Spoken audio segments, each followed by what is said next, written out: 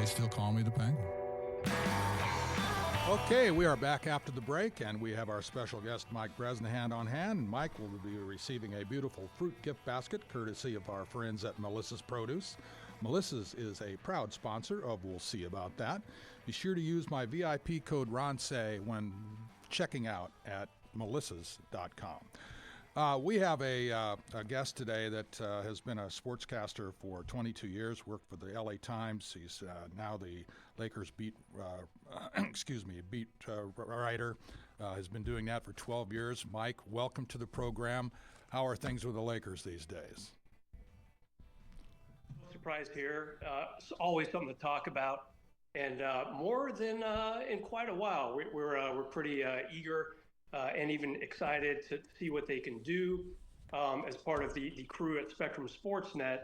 The Luka Doncic trade just completely turned not just our production upside down, but I think the city of LA, in particular Lakers fans, are really excited too. He's only been here. He's only played about a half dozen games, but he's gotten better in each and every single one. And the Lakers, once again, A, they're a good team, and B, they are a national story. So it's been a pretty active few weeks, but definitely happy to come spend time with you.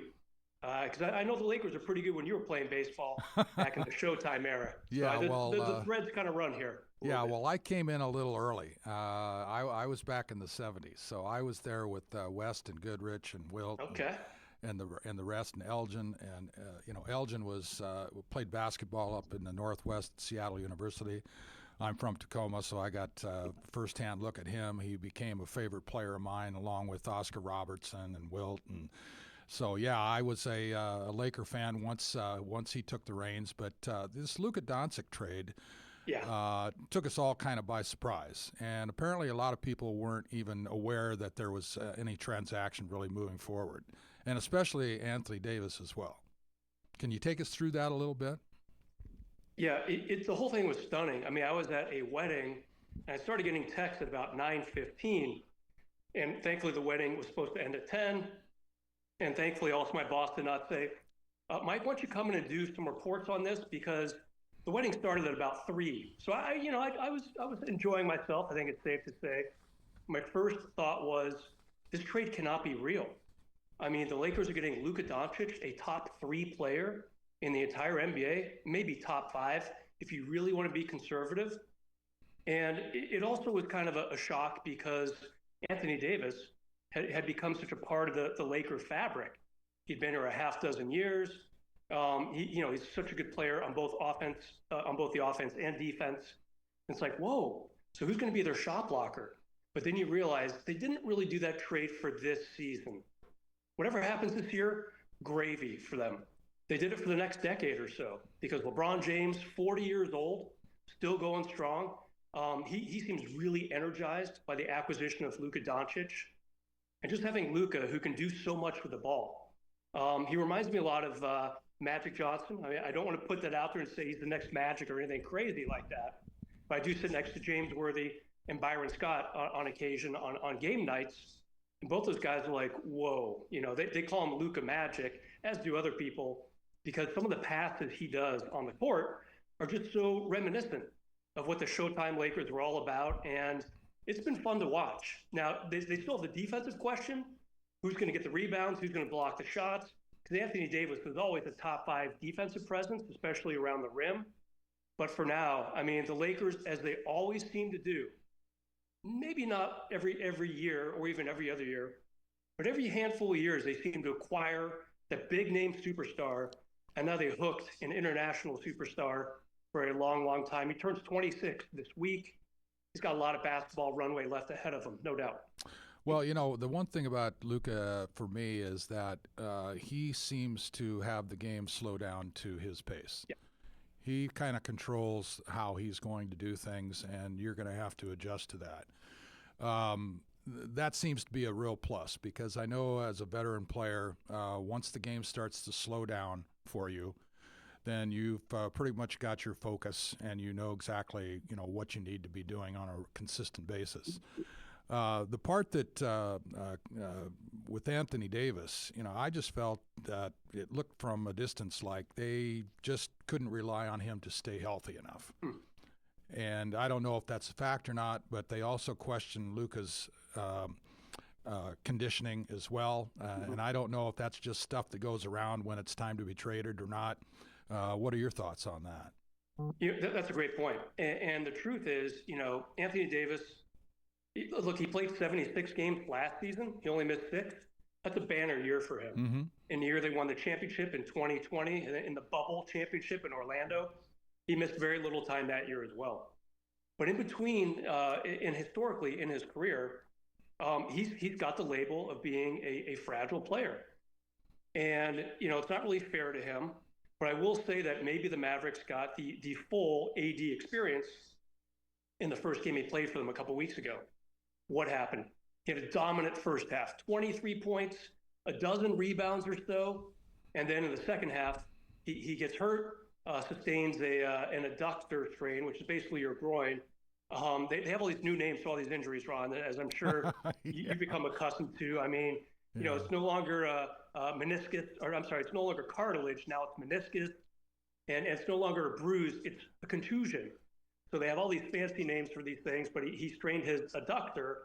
And so in one sense, you get AD dominating, but in the other sense, he gets hurt. And his first game for the Mavs hasn't played since then, is still at least a couple weeks away. So yeah, he does have that label, and it does rear its ugly head from time to time. The other thing, Ron, the Lakers got about 6 years younger by doing this trade. Anthony Davis will be 32 soon. And like I said, Luka's 26 this week. So, just by the flip of a couple players, Max Christie also went with Anthony Davis, another good young two-way player, as well as a first-round draft pick.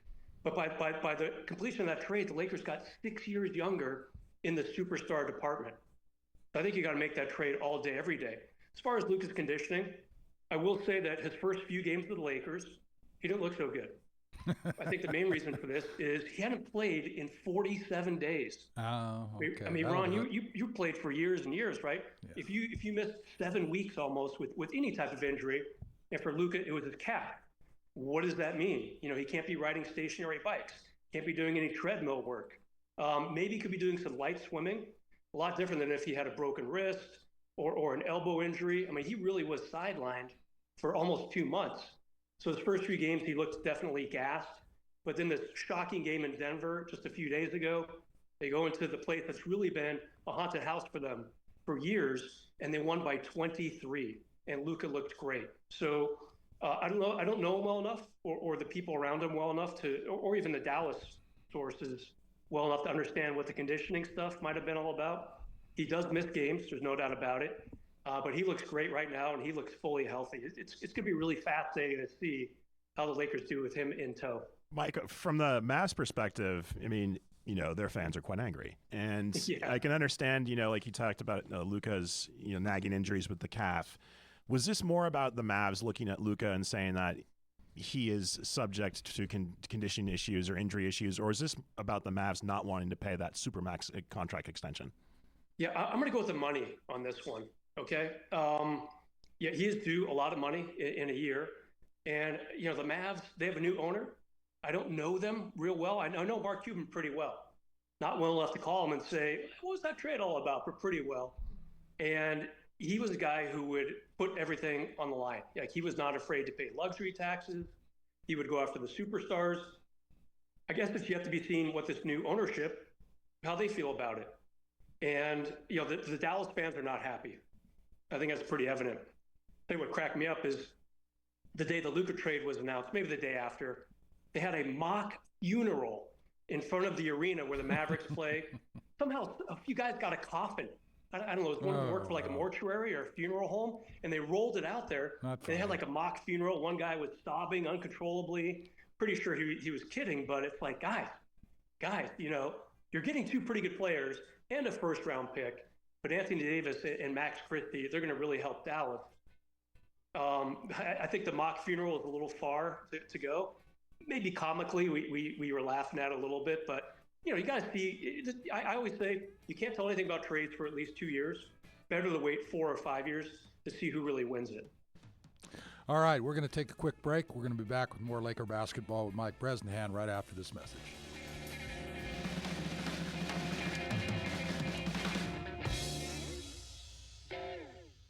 Excellent, gentlemen. Absolutely fantastic. Very well done. Yeah, you should roll it. You should take it. All right, here we go, gentlemen. This is going to be number 2. This is Seg 3, but number 2 in the chronological order. Here we go. This is going to be 12 minutes. 12 minutes, music in and music out. Stand by. Here we go.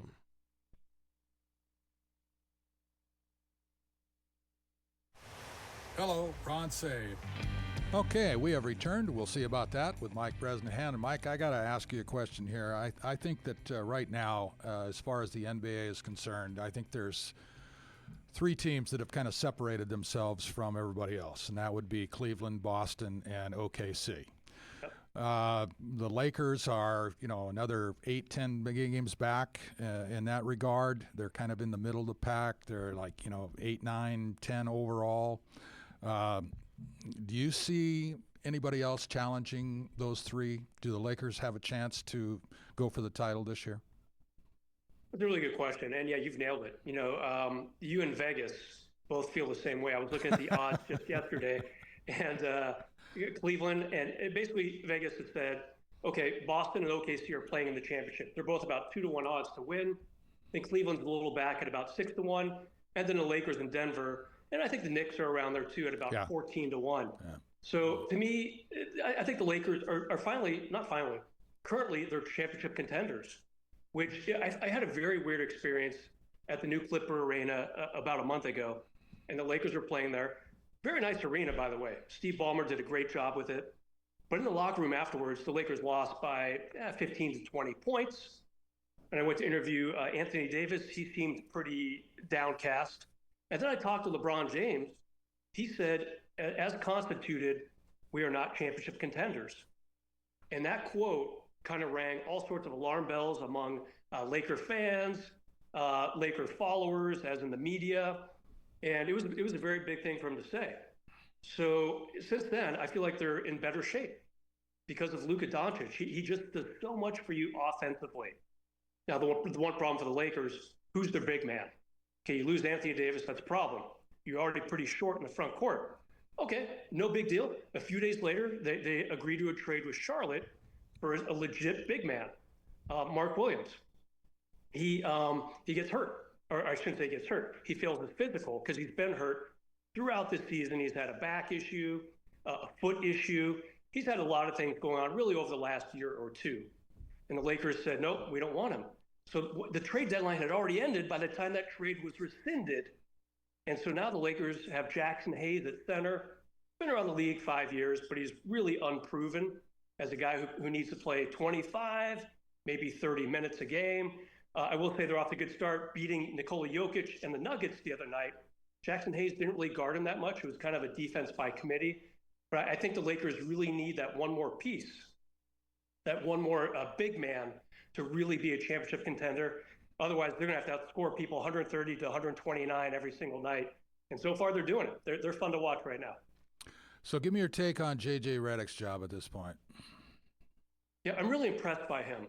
I'll tell you a little story about him. Okay, so let's start several years back. The last 2 Laker coaches, Frank Vogel and Darvin Ham. Frank Vogel led them to a championship in 2020. Super chill guy. I just ran into him in CVS the other day in Manhattan Beach. We talked for a while.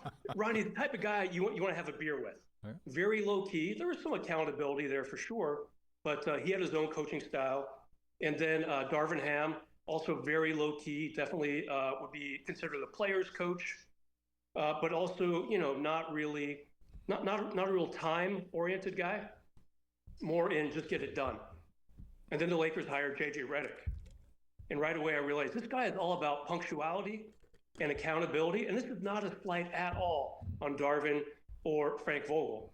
It's just like, whoa. I mean, my personal experience with him, about a week before training camp, my boss at Spectrum Sportsnet, he said, Brez, everyone calls me Brez, Bresnahan, go over there and get JJ for 5 minutes.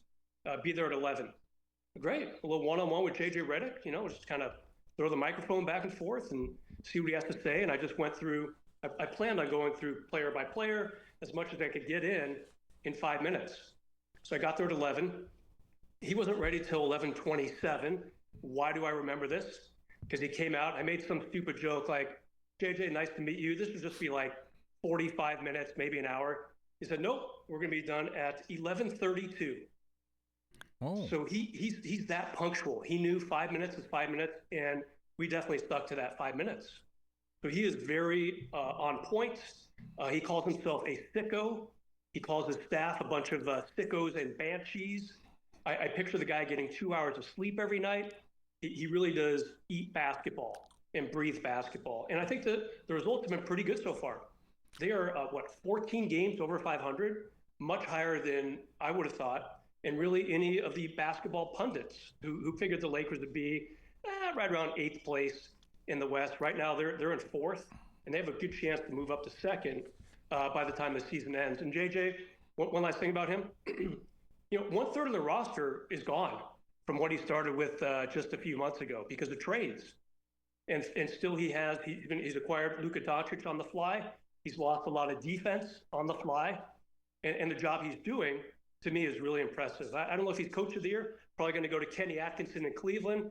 The job he's doing there, that team is just crushing people. Yes, they are. But I'm impressed by what JJ's done so far. It's time for, I think, me to eat some crow here, Ron. Okay. Because remember when the Lakers hired JJ Redick, I was very skeptical about that hire. So was I. I think I was very derisive of him, calling him a podcast host and so on and so forth. And going back to his obsessiveness, Ramona Shelburne writes about that in her book when she wrote about the Clippers. That he needed to have his banana at 17 minutes after the hour, every 17 minutes after the hour, no matter what. So I do want to apologize to JJ Redick. He's doing a fantastic job. Well, to echo what you said, Mike, I do believe that the Lakers have outperformed what everybody thought at the beginning of the year. I was skeptical as well.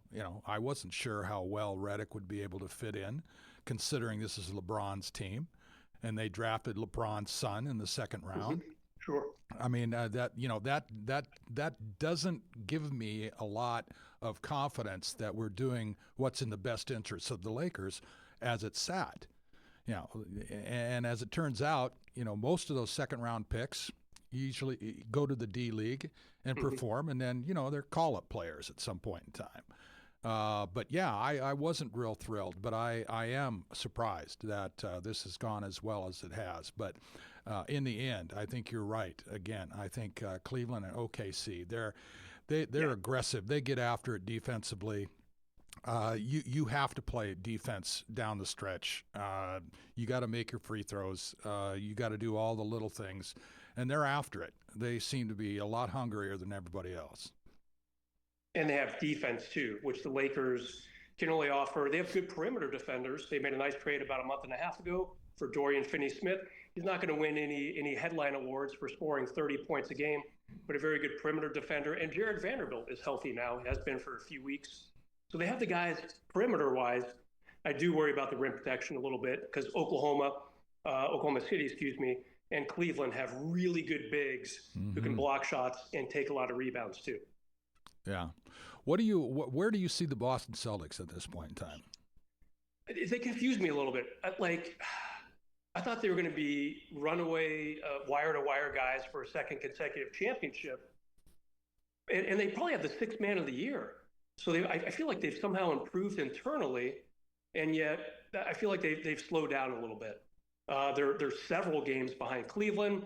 They're not, the Boston Celtics are not going to win the East. Again, the guys in Vegas, they're not that concerned about that. They think Boston's still going to play OKC in the finals. Done deal. Let's just fast forward to June. But I feel like maybe there's a championship hangover that just they can't shake it. Yeah. I saw a stat the other day, like they're barely 500 since, I don't know, maybe it was one of the holidays, Christmas or New Year's. So I think they need a little bit more rim protection. Porzingis missed the first couple months of the season. That's not going to help at all. He's a pretty good rim protector. Yeah. But even with him back, Ron, they're not. I haven't seen the escalation that I thought I would see with them pretty much fully healthy, and I'm a little confounded by it. Who's the team that's under the radar right now? Good question. I think Denver. The Lakers just pounded them the other day, like I mentioned earlier, by 23 in Denver. But that might have been an aberration. I feel like that team has more to give. They're currently second in the West, maybe third. Denver and Memphis are kind of neck and neck with the Lakers right behind them, hot on the trail.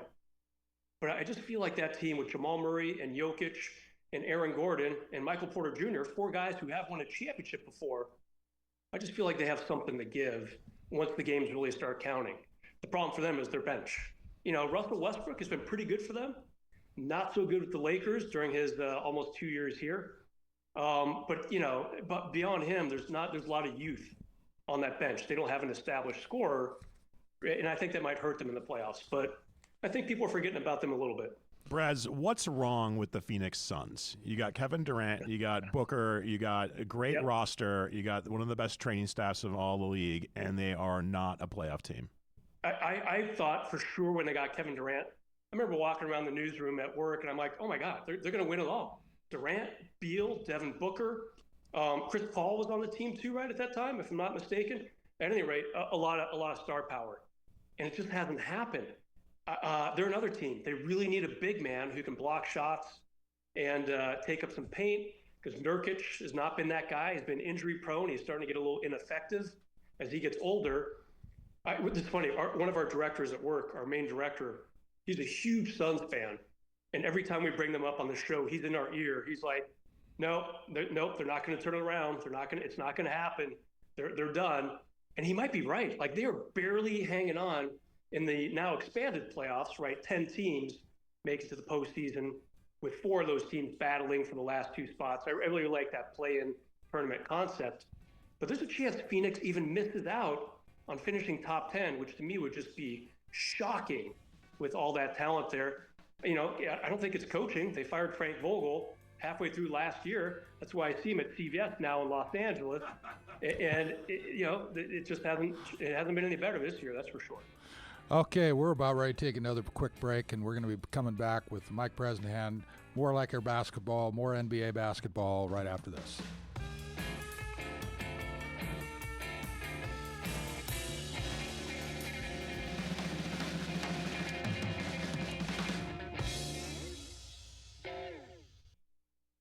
Fantastic, gentlemen. Very, very nicely done. Here we go. Last one with the guest. This is going to be 14 minutes with a quick branded feature at the top. All right, here we go.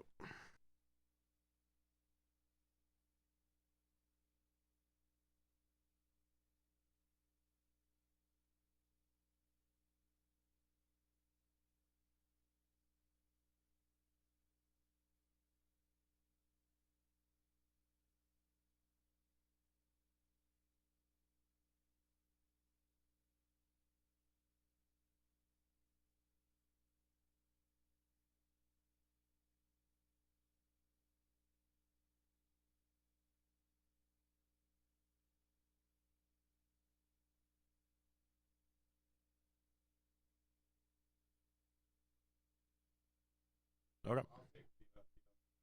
All right, here we go, gentlemen.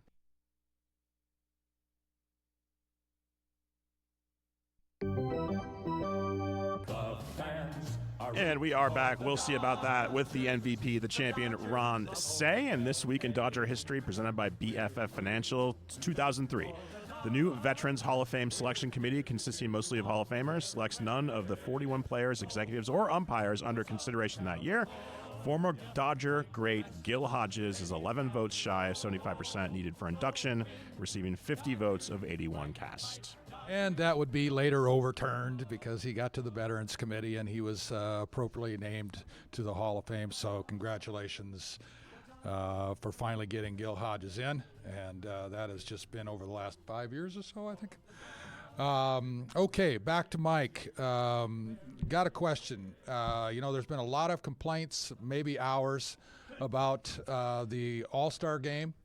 And, this runaway mess that they had for a couple of years when the score was 200 to 198. Yeah. No defense, shoot them up from 3/4 of the floor. It was a mess. The new game, the quickest to 40. What do you think of that? And also, the lead ups to the game, the dunk contest. Man, did it ever start out bad? Yeah, they've got to work on it. I mean, look, I was wine tasting in Paso Robles that weekend.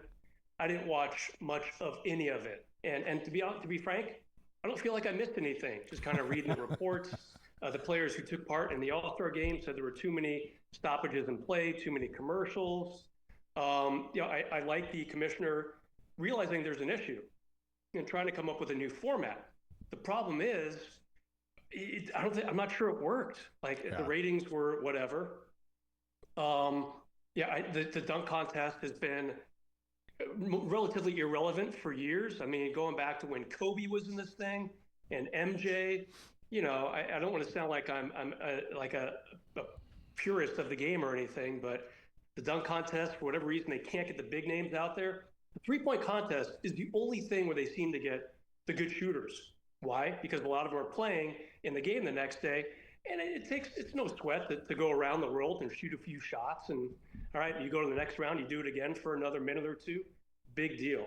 So it's got to be fixed. I don't know what the solution is, and I was kind of embarrassed on our air because I was asked about it, and I said I saw highlights.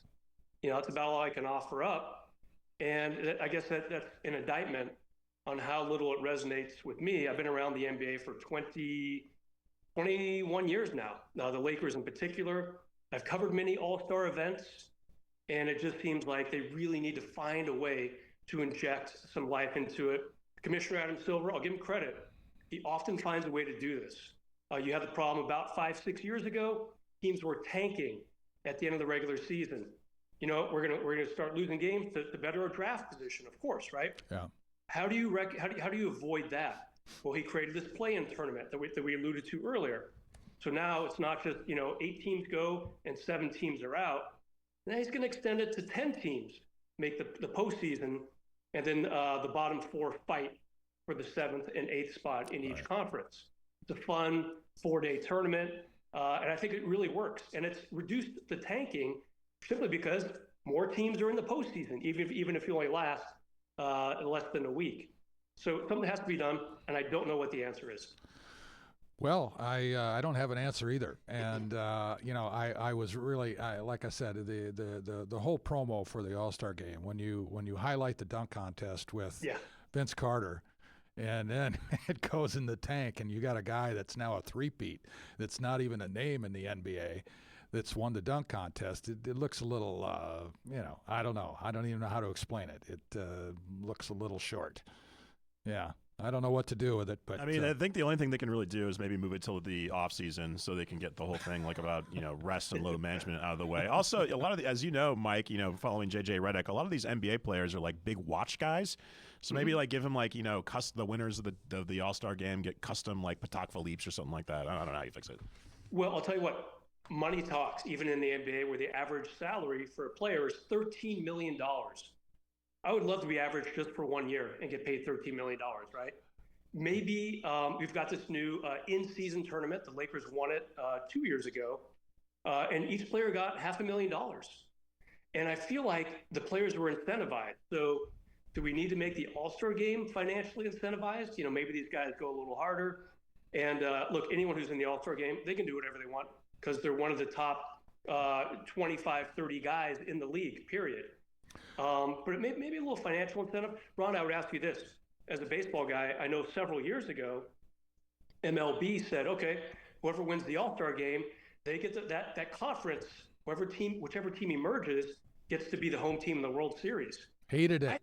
Hated it. Okay. I've always been fascinated by it, but I've talked to enough baseball people over the years who couldn't stand it. So that could probably get a little more interest in the NBA All-Star game, but I'm sure you have your reasons for hating it. Well, first of all, years ago, they used to have, I don't think there's a need for it anymore, to have these laden incentive contracts. And a lot of them would be, if I win the MVP or if I make the All-Star team, get an extra $100,000, whatever.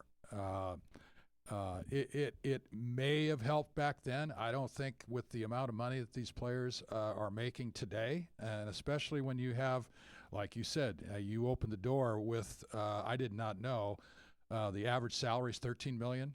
That's a pretty good gig. That's a pretty good gig. Yeah, right. For 10, 12, 15 minutes a game. Yeah.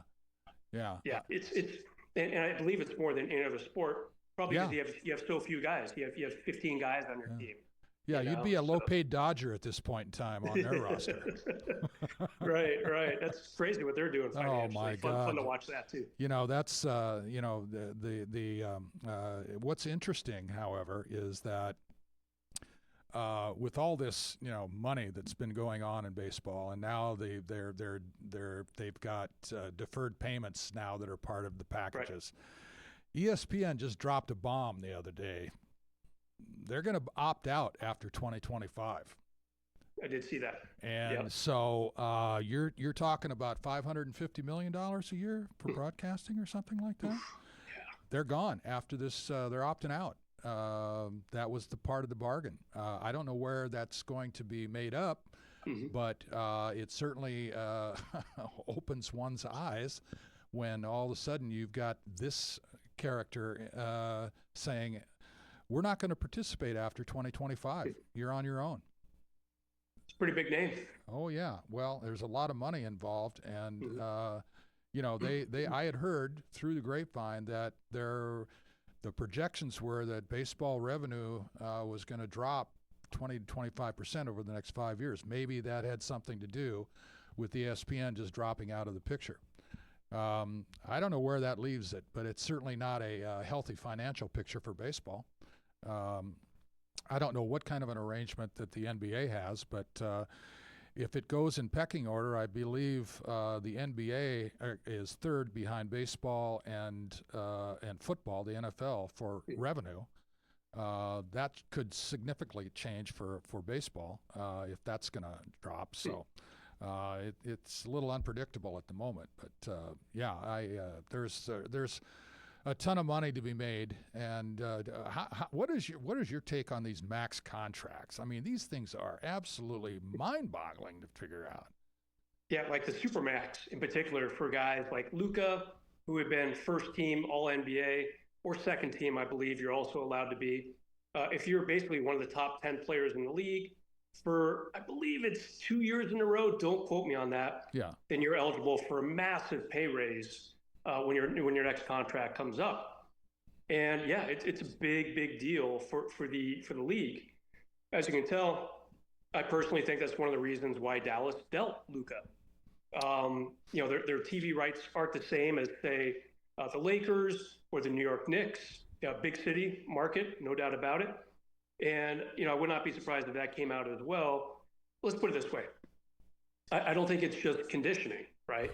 I don't know the inner workings of the Dallas Mavericks, but it seemed like there was some financial reasoning for that trade to happen too. So money is starting to really take a hold of certain things that certain teams do in the NBA, which is it's not new, it's not a novel concept, but it definitely surprised some people that Luka got moved 1 year before that Supermax contract would kick in. That would have been 5 years, $352 million, I believe, for the Supermax.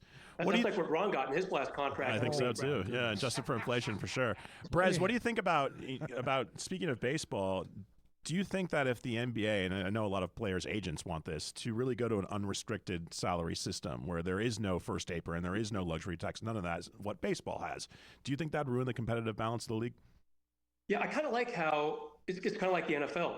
Green Bay is better than the New York Giants and the Chicago Bears. It's not even close.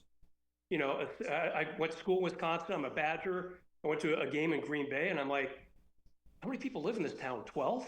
And I had a great time, but I do like that a small team can rise up and be what it is in the NFL. And you see shades of it too in the NBA. We've already talked about Oklahoma City. That's a very small market. Yeah. San Antonio for years was winning championship after championship with Tony Parker, Tim Duncan, and Manu Ginobili. And why is that? Because there is the element of a restrictor plate, for lack of a better phrase, on the NBA teams that allow small market teams. And look, even Cleveland, I don't know their TV contract, but they're not a top 10 market. So the fact that they're leading the East is actually pretty impressive to me. So I kind of like that. I think the second apron, without getting into the minutia, but the new restrictions in place, we'll call it, to kind of penalize the big spenders in the NBA. It might be a little too strict, but I do like that small market teams, Milwaukee Bucks, another one, just won the championship for the first time in 50 years, not that long ago. They can compete with the New Yorks, Chicago's, and LA's of the NBA, and I like that. Well, that's a pretty good take on that, for sure. I wanted to make sure that I mentioned to you that you're a Wisconsin Badger. My wife is a Wisconsin Badger. She grew up in Chicago, and this was a long time ago, however, back when Wisconsin wasn't winning any football games, and now they've got a top 25 program. Their basketball program seems to be healthy and well. How was your time at Wisconsin shortly? We're going to have to wrap it up here. Sure. Had a great time. Grew up in LA. Went to school in Sherman Oaks for high school. And I decided, both my parents are from the Midwest. We were there a lot. I want to go out to Wisconsin for college. Had a great time. The team was 1-10 my first year. Yeah. So it was 1989. I'll never forget, Ron. We played top-ranked Miami, maybe second-ranked Miami. They were in Madison, first game I ever attended. Wisconsin scored first. A bunch of roughing the passer penalties and late hits. Wisconsin drives down the field, kicks a field goal. I'm loving life. I'm away from home. I'm in the middle of Wisconsin. We're going to upset one of the top teams in the country, and we lost that day 51-3. Oh, wow. So kind of an induction into Wisconsin football. No question. The chant in the student section that afternoon, of course, was "We scored first." So I felt some bleak years, but by the time I graduated there, they actually came out here and won the Rose Bowl in '94. Yep, I was on the 5-year plan, and they beat the Bruins. So it was fun to kind of see the slow, gradual ascension of Wisconsin football. All right, we're going to wrap it up here, Mike. Thanks so much for your insight to Laker basketball. Hope all the Laker fans out there enjoyed your conversation with us. Good luck to you in the future, and it was great having you on the show. Thanks, guys. Appreciate it. Mike Bresnahan, ladies and gentlemen, and that's it for this portion of We'll See About That. We'll take a break and be right back after this.